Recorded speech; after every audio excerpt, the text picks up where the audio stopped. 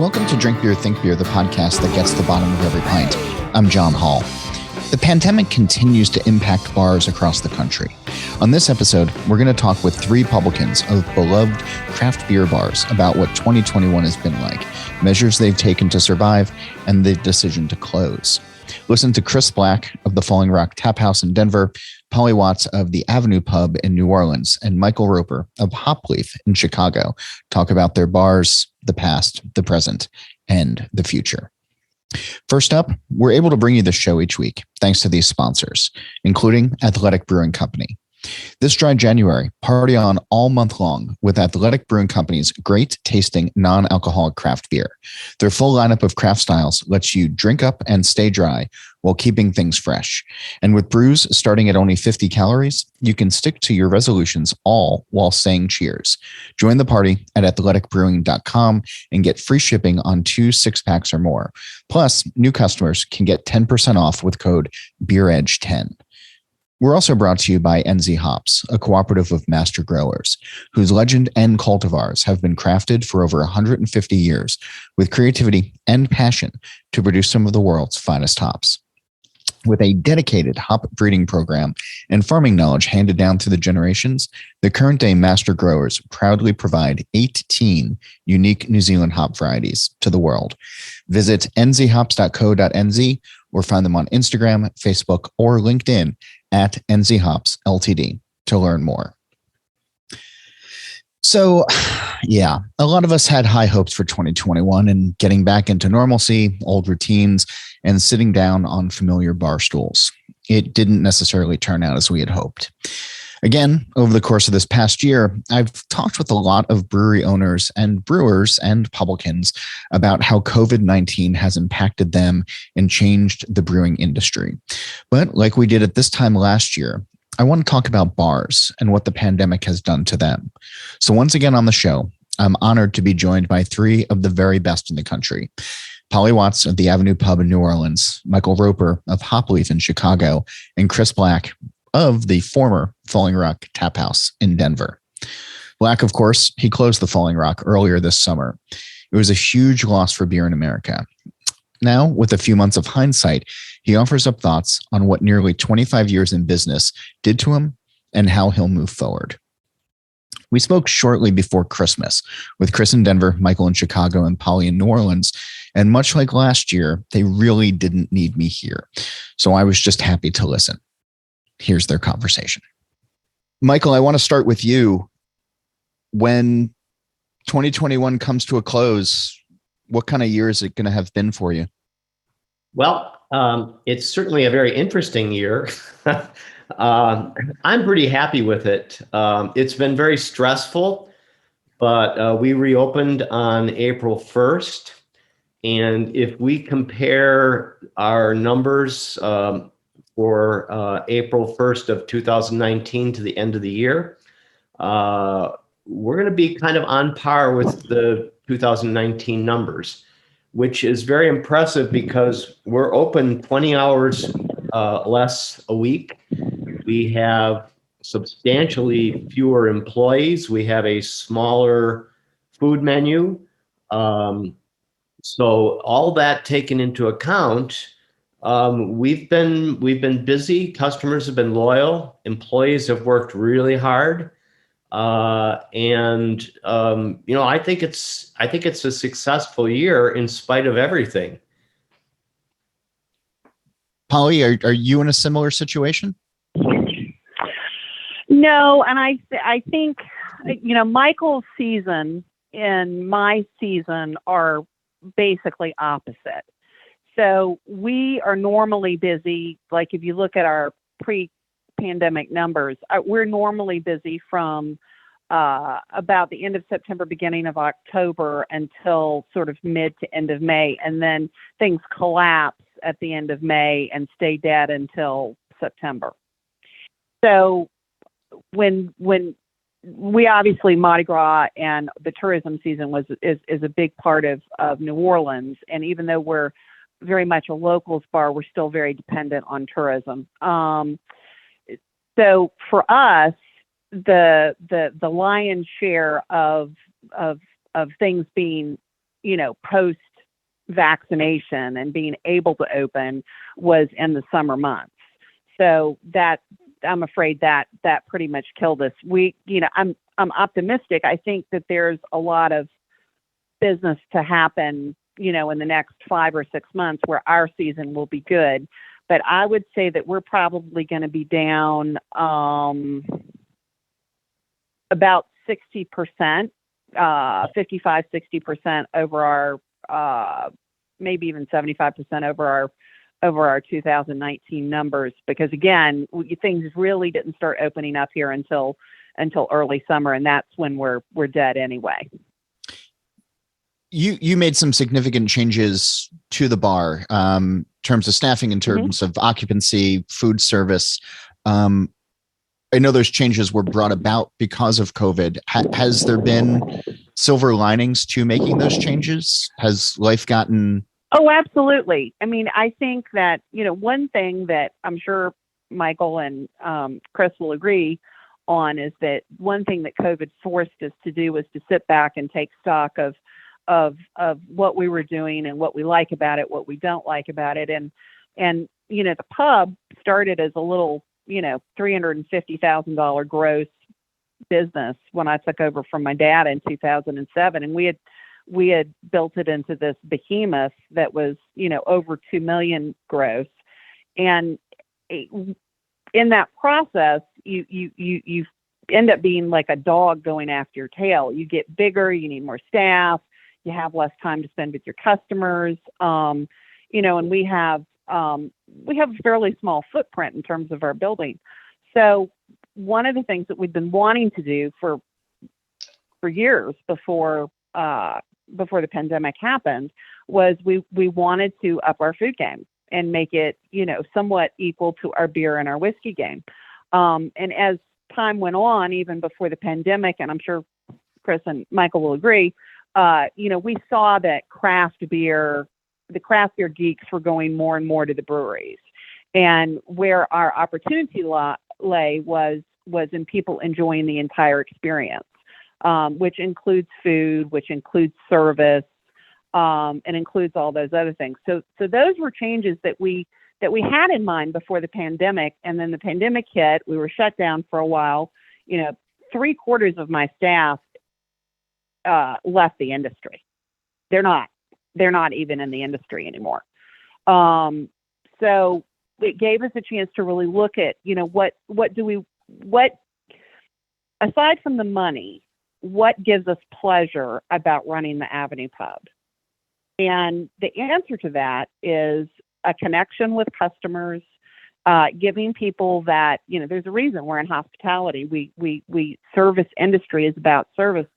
And we wanted to get back to that place where we had the time to get to know our customer base on a deeper level and spend more time with them and not just feel like we were running people through a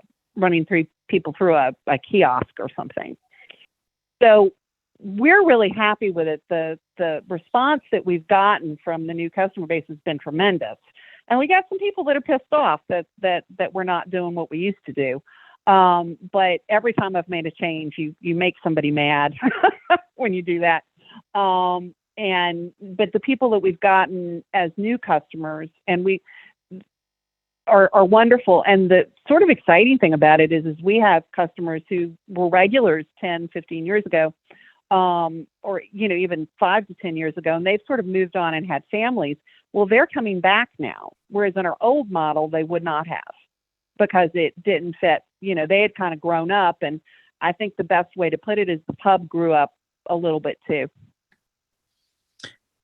Chris, as you were thinking about your final weeks at Falling Rock and sort of taking stock of what the bar had become, everything that you had added over time, you're probably talking about building up the food game in the same way, or finding a little bit of balance. Were there things that you looked back on and said, boy, this was I'm really glad we did this at this time? Or was there something that said, boy, this is more of a headache than maybe it it ultimately proved out to be? There were a lot of changes we made over the years that really, really helped us get information across to people in a quicker manner so that we could actually do the business that we needed to do, especially during peak times like the Great American Beer Festival. I had people coming out and going, it just doesn't seem as busy. I'm like, well, there's just as many people in the bar. There's not a line out in front of people, which is fine with me. But you can get a beer within usually about 5 or 6 minutes. Whereas, back in the day, it might take you 20 or 30 minutes just to get a beer. But, we did some things and made some changes with for the rotating beers, numbering the handles and having handouts for all that kind of information so that when you got to the bar, you knew what you wanted and we could give more information about what was going on. That was a huge change that really, really upped our game.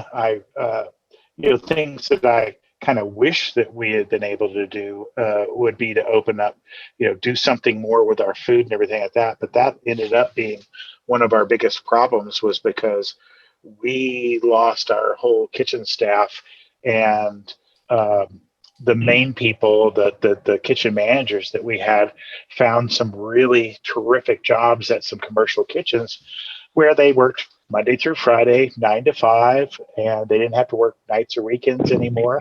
And the rest of the people, the line cooks, they totally just are not in the business anymore. They're not in the industry. And they left, and we could not find any kitchen help. And for the last year during COVID, it was just my brother in the kitchen. And he was putting out some good food. Yeah. It looked terrific. It tasted great. His ticket times were amazing for there being one person back there and him not being, that wasn't his, normal thing that he did. I think he kicked butt, but it just got to where he could not physically do that anymore. His blood pressure was so sky high. His cardiologist was having seizures too.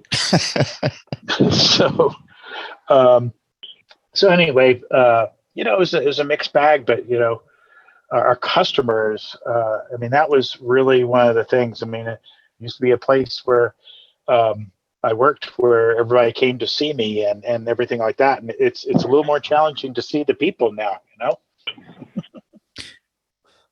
Michael, how has staffing been for you?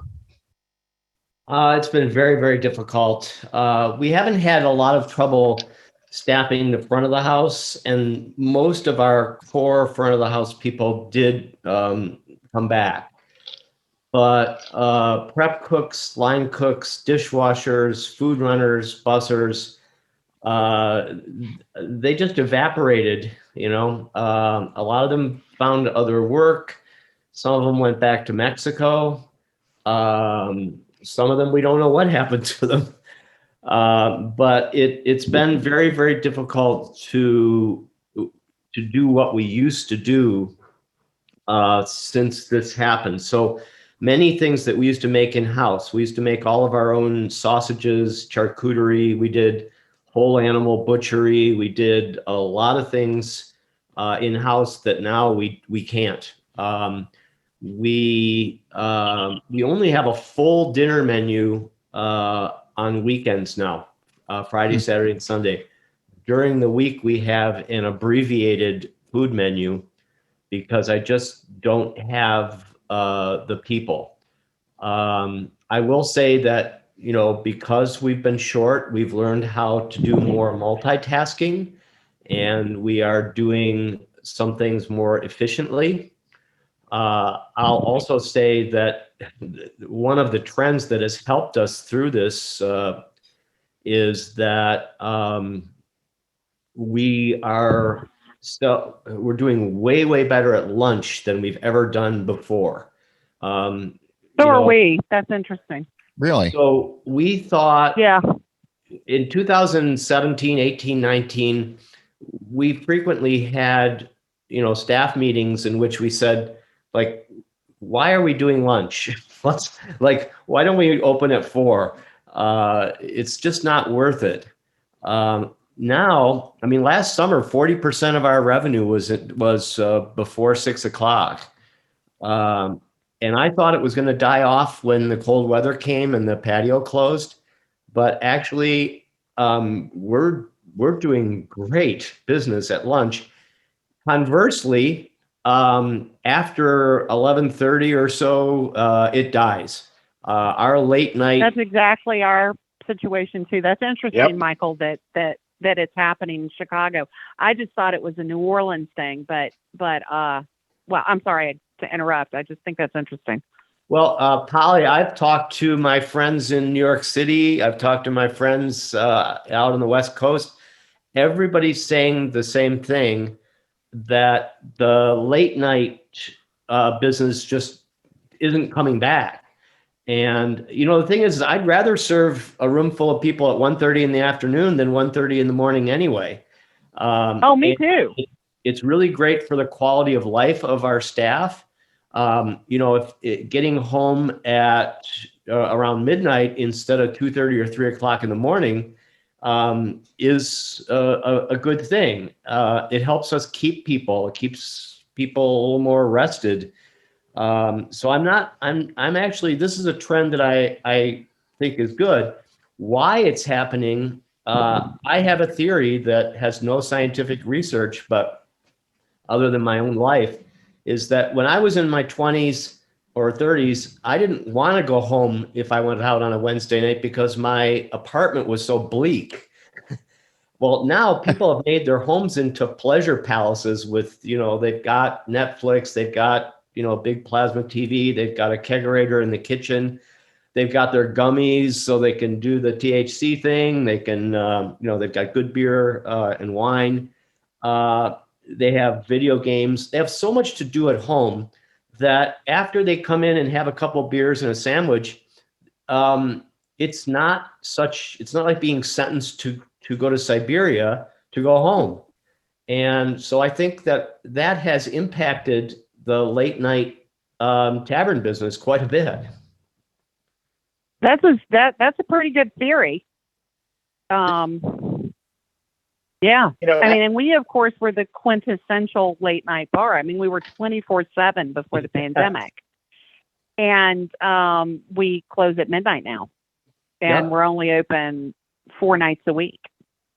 And I will tell you that, we at first were trying to stay open a little bit later. And the business just collapses when the kitchen closes. And that's the opposite of the way it used to be.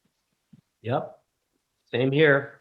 Could you imagine, or do you have a desire to go back to 24/7, Polly? Yeah. I mean, I think in a city like New Orleans, there's a need for a 24/7 bar. I mean, most of our graveyard business was actually third shift workers. So those folks, the doctors, the police, EMS, a little bit of oil field, those people that were getting off at 4 or 5 o'clock in the morning, 6 o'clock in the morning, they have no place to go now because there's no place that's open with food at that hour. Now there's still a couple of bars that are doing 24-hour bar service, but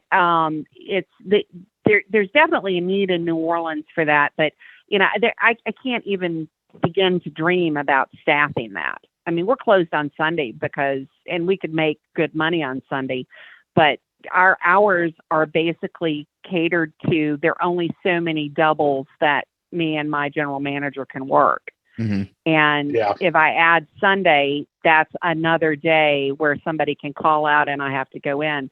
And it's like Chris was talking about his brother. I physically, I can't do it. So until the staffing situation reaches a better equilibrium, there's no way I just don't see us opening up for more days. We'll either make it on the days we can staff now or we won't.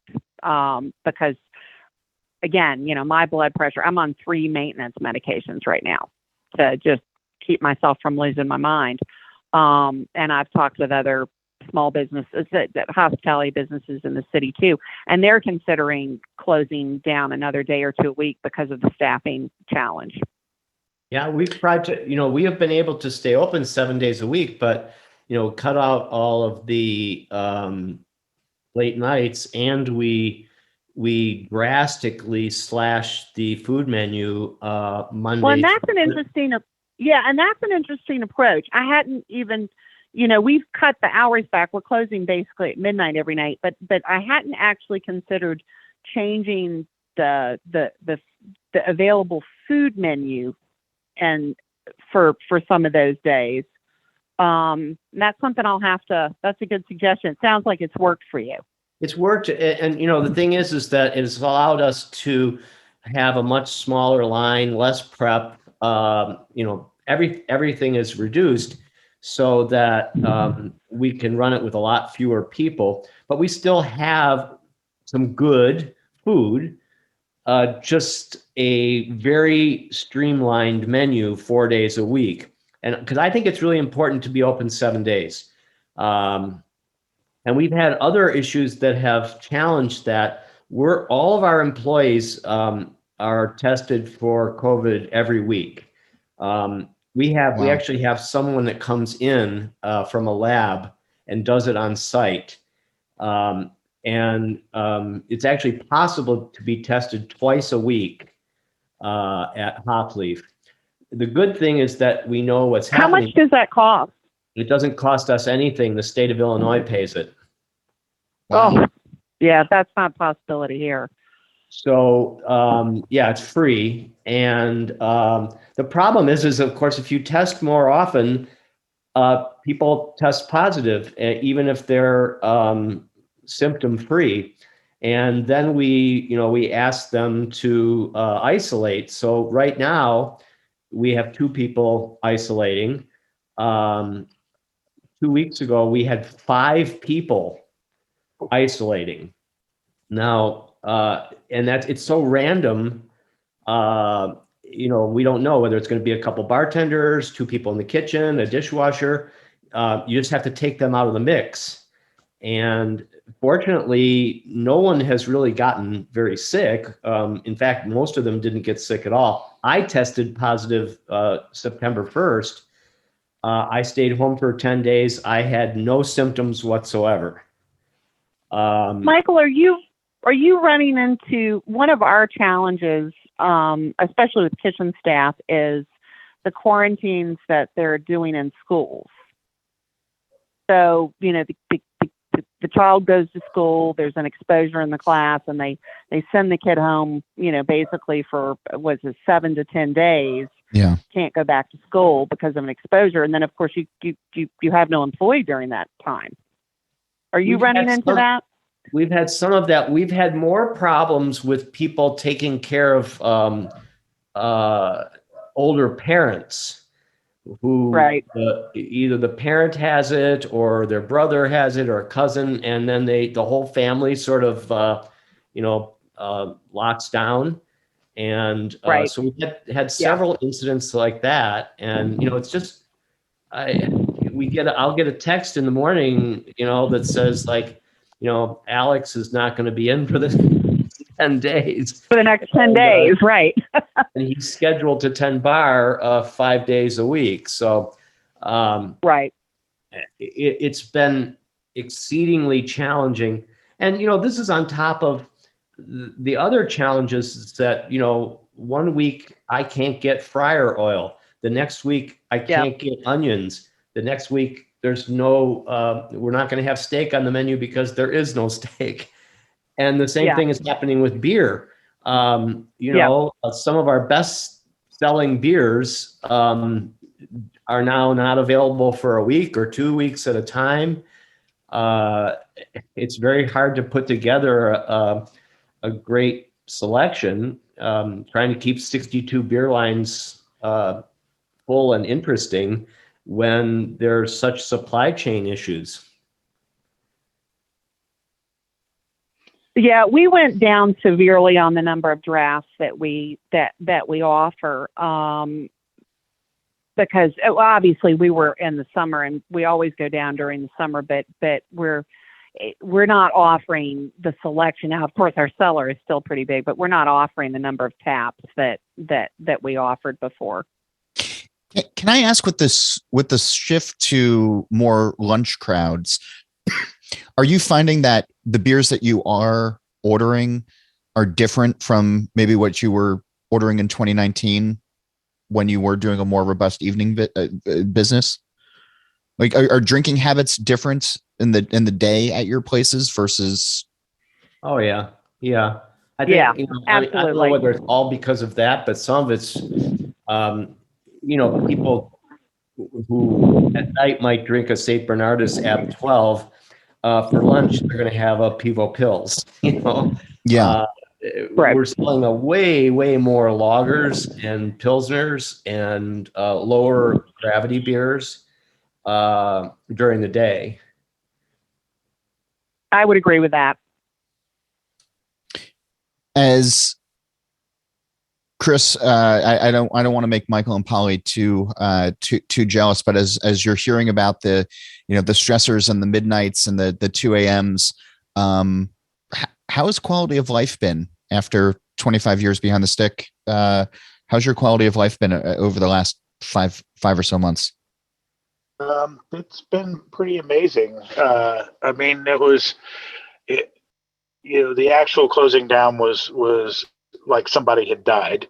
But a lot of people came to the wake, including yourself and some other people who showed up on that Wednesday. And I really wish I could have spent a little bit more time, but we didn't have the staff to deal with it. So I had to be behind the bar the whole night on that night. But after that, I have gotten to spend a lot more time with my wife, which has been fantastic, because I still like her, even after, let's see, we're coming up on 35 years of being married and almost 40 years of being together. And she likes you. And she still likes me, which I think is the best part about it. And that's the miracle part. And I got to take a little bit of time off. I do an annual camping trip with my assistant Beth and her family and my wife and some other friends, and we go outside a steamboat and camp. And this is the first time I got to spend all 8 days up there, which was pretty spectacular. And it was the longest, vacation I had in 25 years, and probably actually a little bit more. And then at the end of October through the first part of November, I took off for 20 days and took the signs that one of my former bartenders, Paul Vesmara, had painted for all the different breweries. They're out on the patio at Falling Rock, and I took 4 of those signs to the breweries that paid for them. It was kind of the excuse for it. And I went from Denver down to San Diego, all the way up to Seattle, and then back. It was just short of 5,000 miles in 20 days, and that was the longest time I'd been away from home since I was 17 years old. So that's 41 years. Yeah, and it felt amazing. And so I had company on most of it. Like my former assistant was on parts of it. My wife was in the middle of it. So it was really fun to see a bunch of people and spend some time and, have some dinners together with people and just, it was wonderful. It was very cathartic. And, but now I'm getting, finishing off, getting out of my warehouse space and getting rid of the rest of the detritus of 24 years of bar, and figuring out what in the world I'm gonna do. I'm talking from my basement, which is, kind of like the rec room, spare bedroom in my house, and it has pretty much every square inch of wall space is taken with signage. So, do you think you want to get back into the industry, Chris? I really don't have a lot of desire. I kind of said what I had to say, and a lot of people liked that, and there were some people that didn't like it, and it's really tough in the craft beer bar part of it. I really wanted to showcase all the new beers and get people interested in beers. And the breweries decided that we got it, and they're taking all the things that made our business special, kind of taking those things away, and then they're wondering why they don't have tap handles out in the marketplace, and they're wondering why. The pandemic kind of screwed up a couple of those things, because you can't really look at the numbers right now, but if you look at the way things were trending prior to COVID, you were seeing a lot of their sales in the off-premise market start to get really, really soft for an awful lot of those same breweries that are doing everything at their own place, instead of, like having a release party in 10 different places in the state.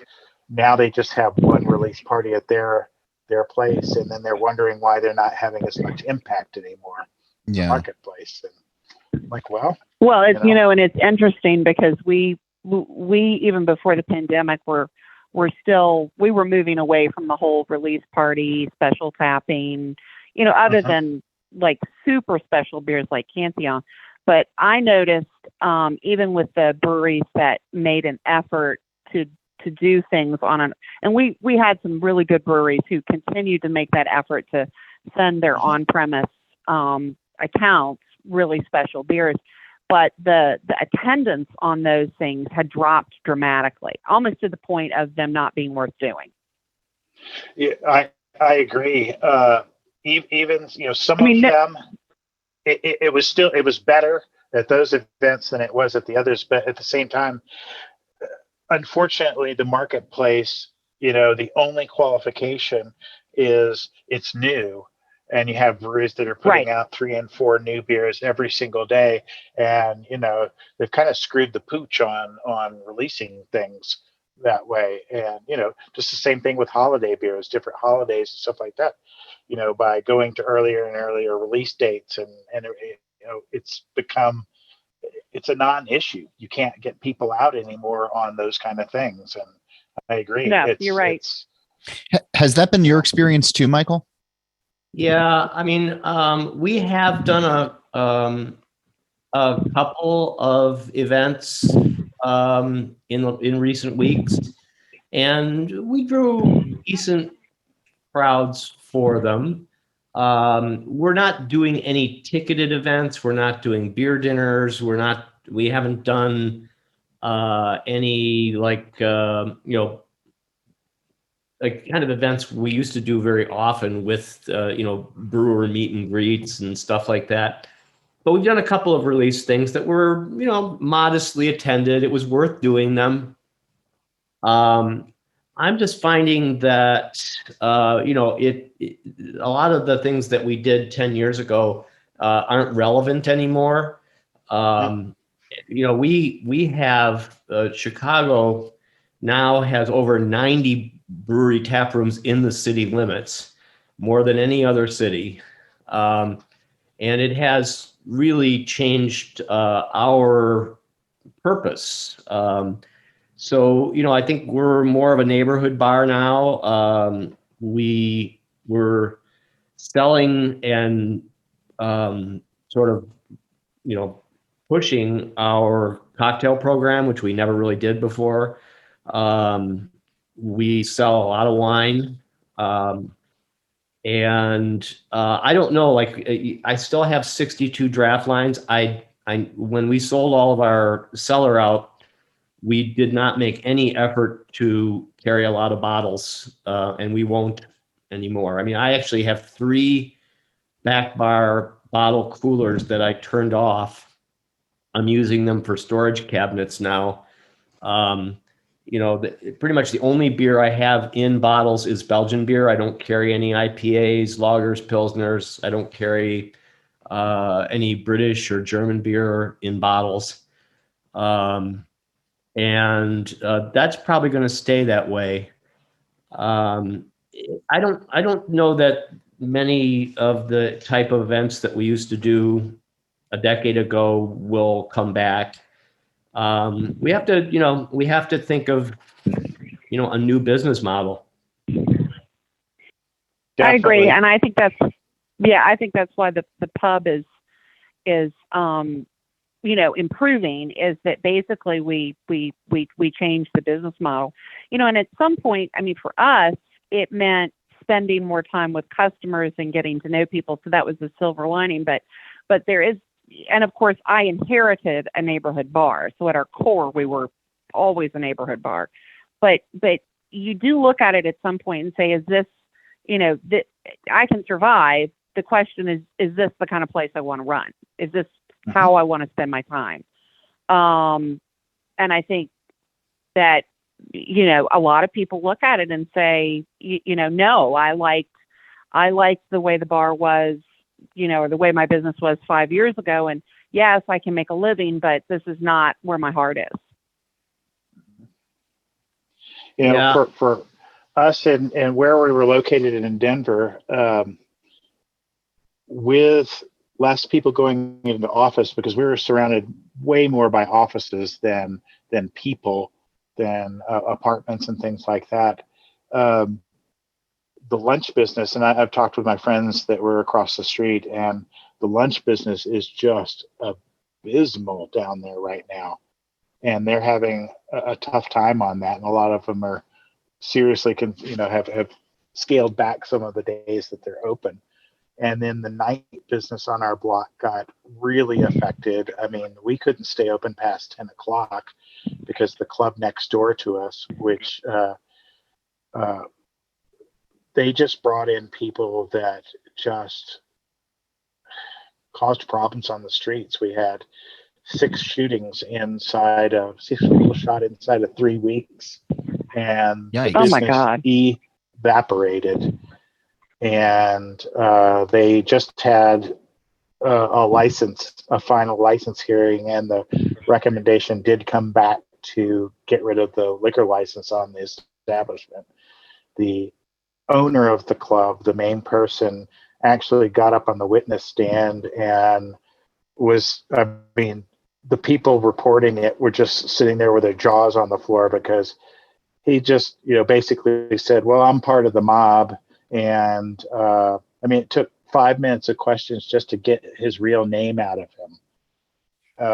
It's just a horrible business. That person bought my building from my landlords for a really outrageous sum of money. And he's going to try to do it and run around the licensing on that stuff too. And it's just horrible. It's a dance club, and I just it just really has ruined our street, which for years did not have so many problems on it. And it's really sad, because a lot of people put a lot of money into their businesses there, and they're all suffering because of it. That's awful. Yeah. Yeah.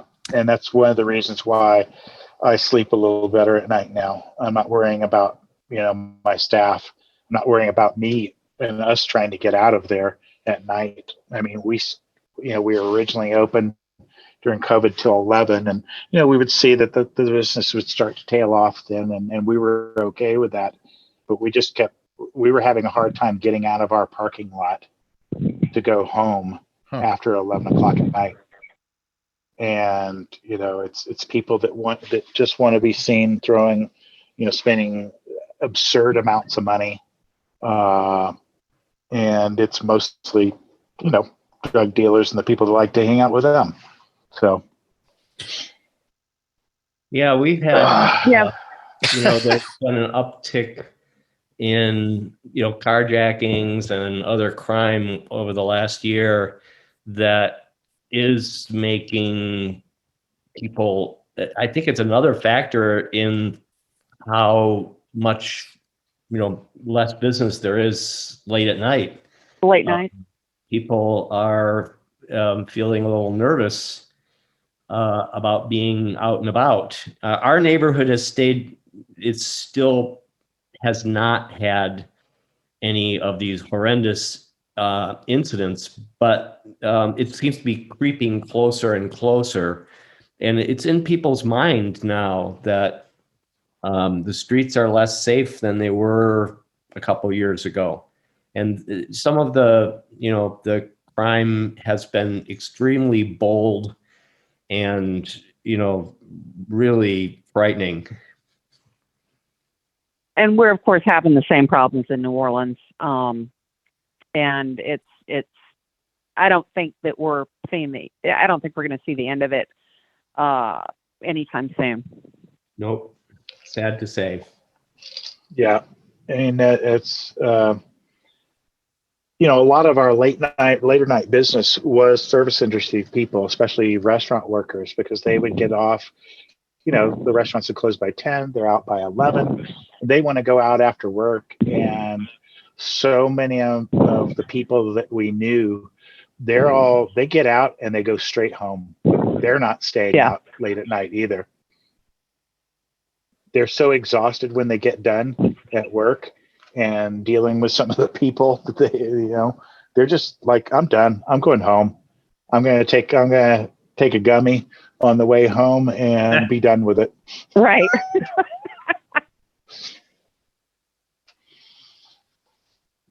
I mean, there's just no two ways of getting about it. They're just, they're going home.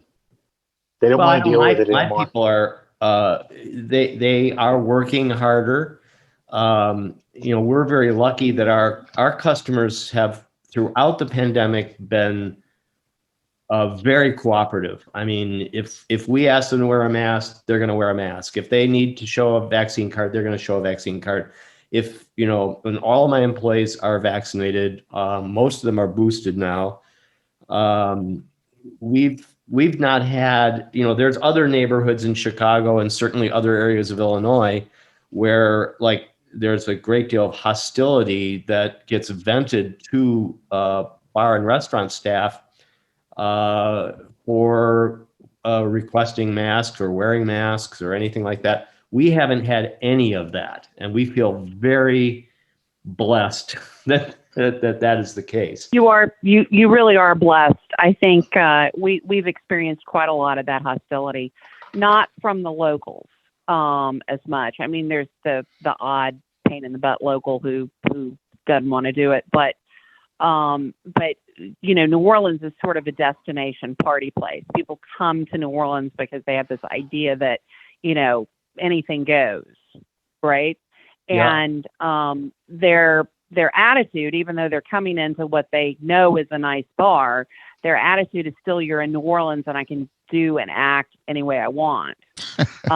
We have stopped accepting, finally, we're not accepting any post-wedding or post-rehearsal dinner events at all.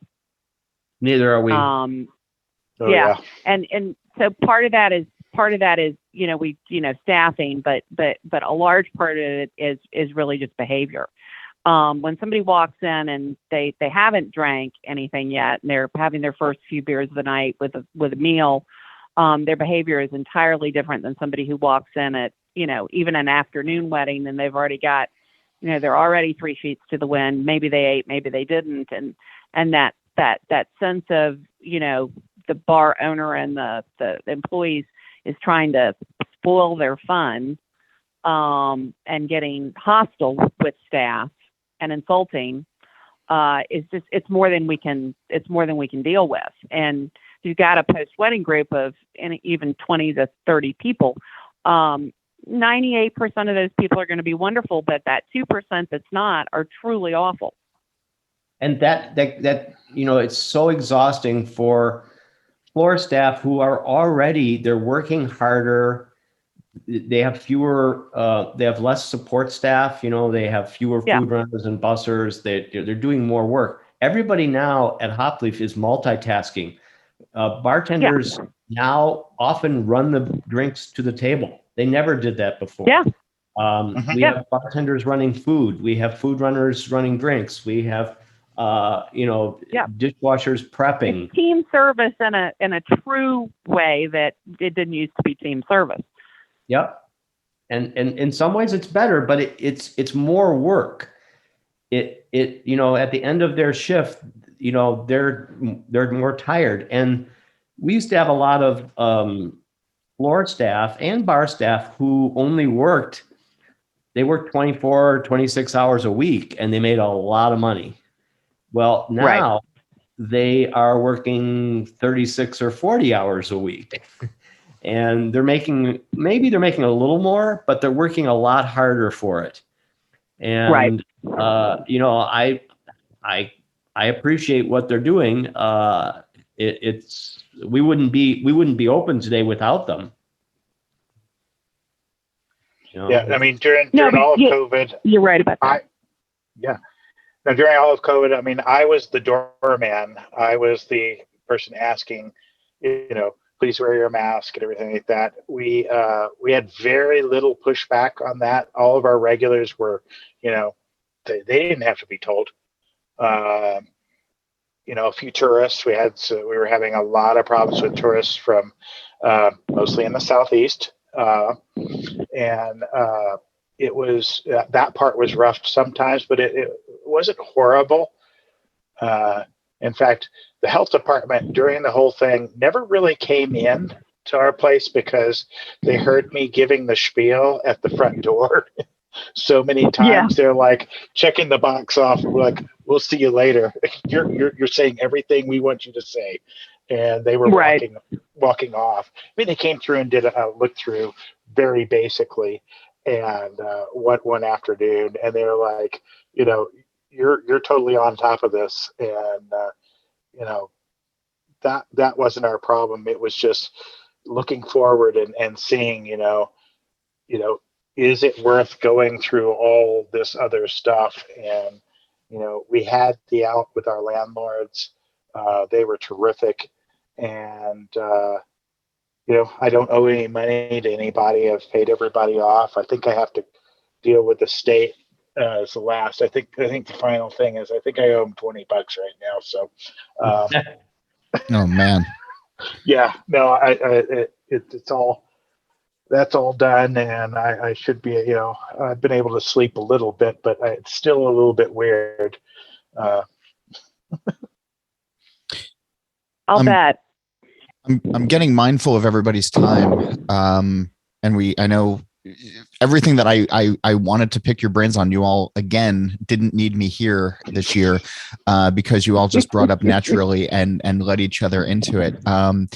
But as I start to let you go, I wonder, because we were talking about cellars before and, beers poured in the past, if a magic tap suddenly existed at your places. And Chris, let's just, let's talk about your home bar, I guess, right now. But a magic tap existed and you could pour a beer that you've previously had, but that is no longer in production. What would that beer be? And Chris, I'll start with you. Oh boy, is that one a tough one.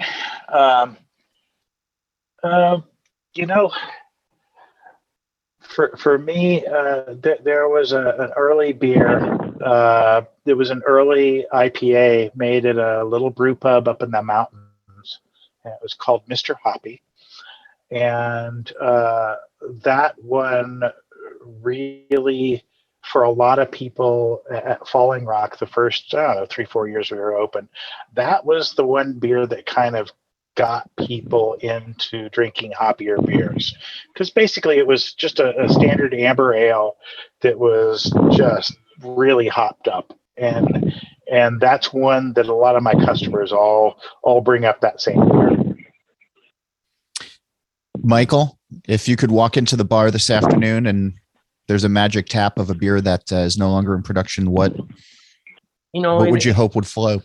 I mean, in our early days, there were several breweries that, were really, key to our success and drew a lot of people in that don't exist anymore, or they don't export anymore. And we had a local brewery called Golden Prairie that made some really interesting beers.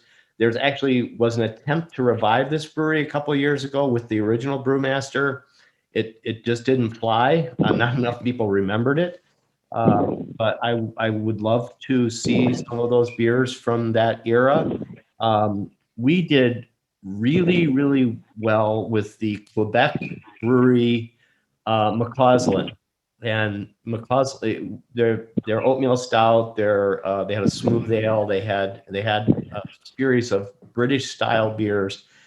They still exist, but they don't export anymore. And I would love to have the McCausland beers back with us. One of the breweries that did pull out of the market that is coming back, that I'm excited about coming back, is Guden Corrales. They've got a new importer, and we look forward to seeing them probably in the spring. And so that'll be exciting to see them come back, because we really love their beers as well. There's a lot of beers, Polly knows of my problems. We never have Cantillon beer. We used to, 20 years ago, I had Cantillon beer all the time. I would love to walk into Hopleaf and have bottles and draft of Cantillon again. I don't know if it'll ever happen. It's been, other than one day 2 years ago, we haven't had any Cantillon beer for over 9 years.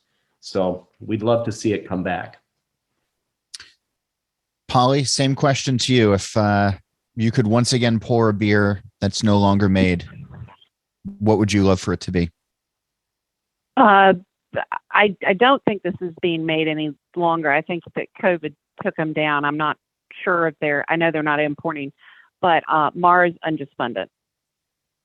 Mm-hmm.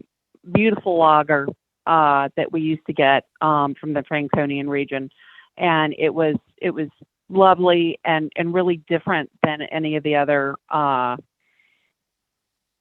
imports that we could get. And I think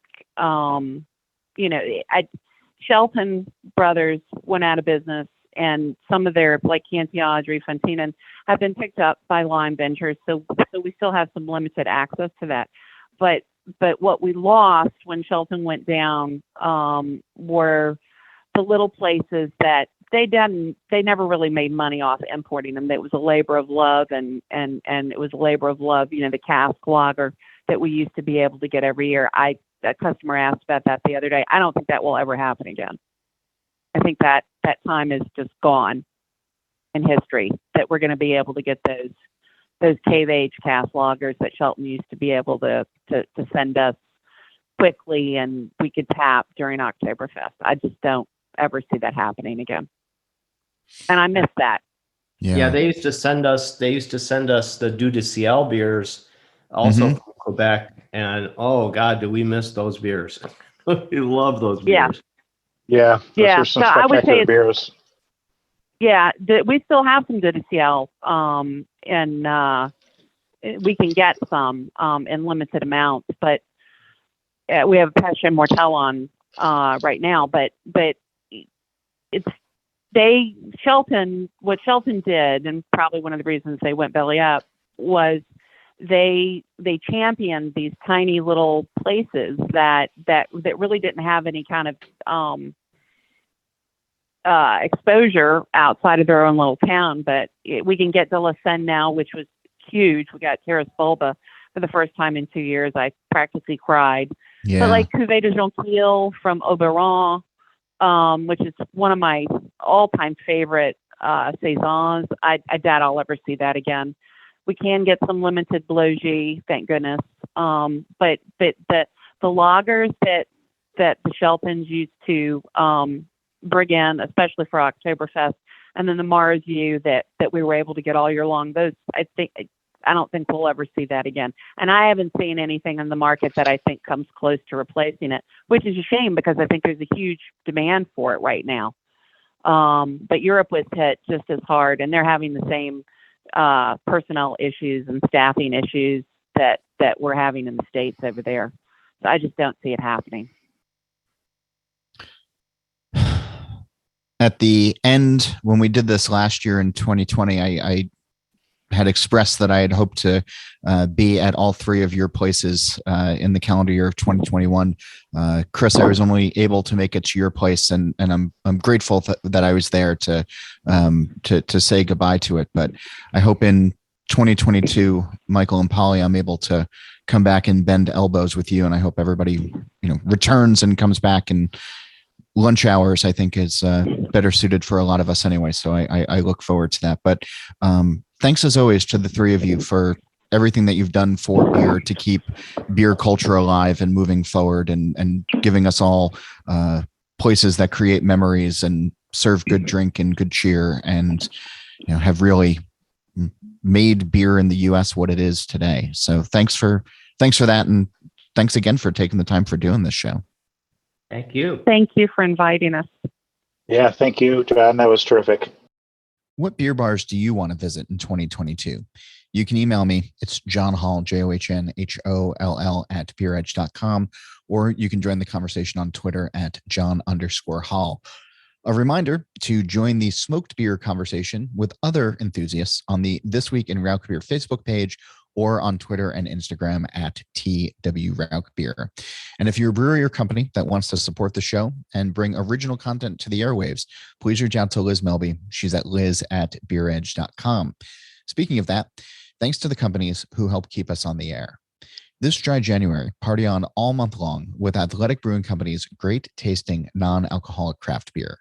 Their full lineup of craft styles lets you drink up and stay dry while keeping things fresh. And with brews starting at only 50 calories, you can stick to your resolutions, all while saying cheers.